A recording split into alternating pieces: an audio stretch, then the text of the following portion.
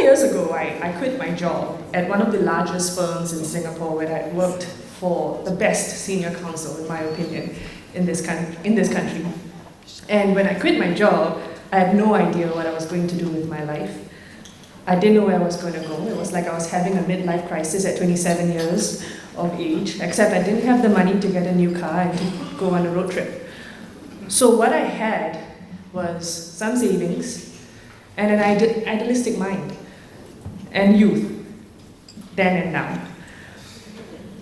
All I knew at that point in time was that I had had enough and that there was a creeping sense of emptiness and an overwhelming loss of purpose. I had entered law school thinking that it was such a privilege to receive such education from one of the best law schools in the region. And I wanted to use my education to help people, but along the way I got lost in the rat race. I thought, if I could just join the best law firm and get all the experience, and then I can go on to do something more meaningful with my life, but then you lose sight of that purpose. So when I quit, I remembered asking myself, what now? And then, of course, the obvious answer was to join a dog shelter, which I'm told is a very millennial thing to do. You quit your job and you do something completely unrelated to your education. And just as I was about to sign up, I met the good people at the Law Society Pro Bono Services. One of its administered schemes is the Criminal Legal Aid Scheme. It is Singapore's version of a public defender's office, except we don't call it that, because it's not entirely governmental in nature, and we receive a lot of support from law firms and the government, which is what makes it so successful. It's a partnership of all parties interested in Singapore. And as one of the first public defenders in Singapore, my colleague Sheyang and myself have had the privilege of advising and representing over 500, individually, 500 underprivileged accused persons, both foreigners and Singaporeans alike, because everyone is entitled to representation. And these people would otherwise have gone unrepresented and would have had to navigate a formidable system that is sometimes intimidating even to a trained lawyer.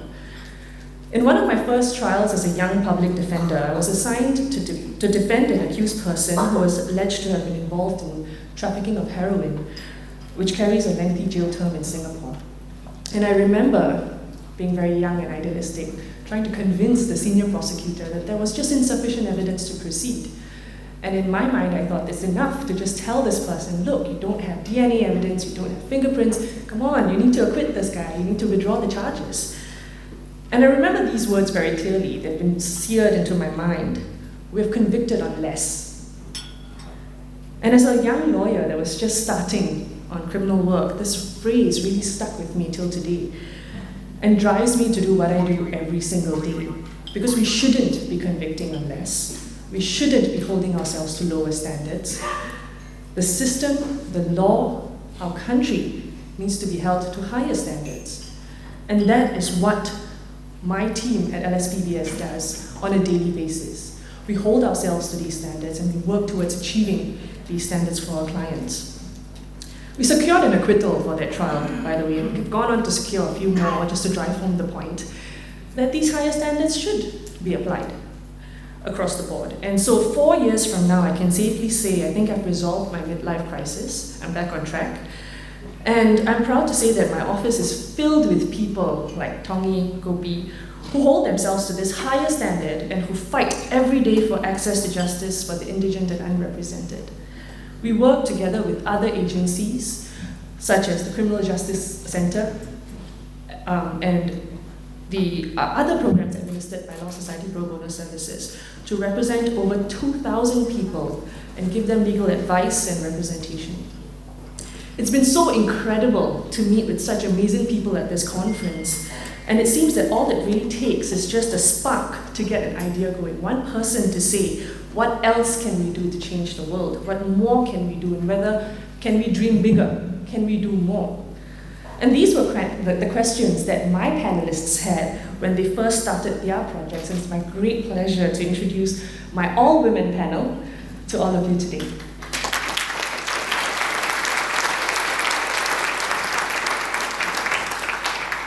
The first panelist is Catherine Mayle. She is the Director of Capacity Building in the Global Legal Program at the Center for Reproductive Rights. In this role, she develops curriculum and innovative legal tools to enable strategic partners to advance reproductive health and rights worldwide.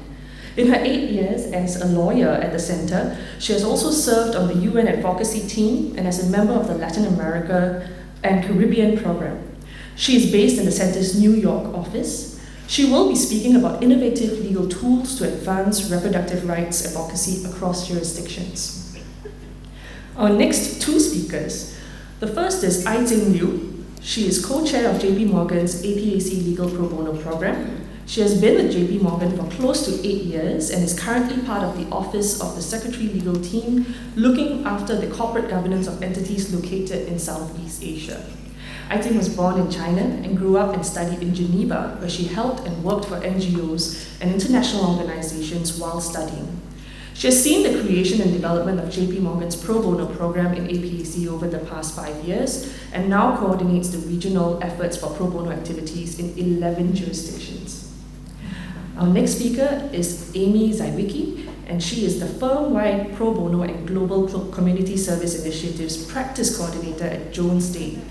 She has been in her current position for almost 5 years and has been with the firm for over 15 years.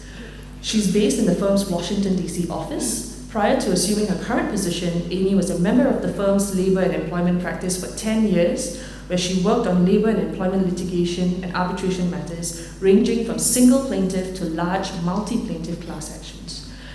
They will be speaking about defending immigrants' rights at the USA-Mexico border. Without further ado, if I may invite Catherine.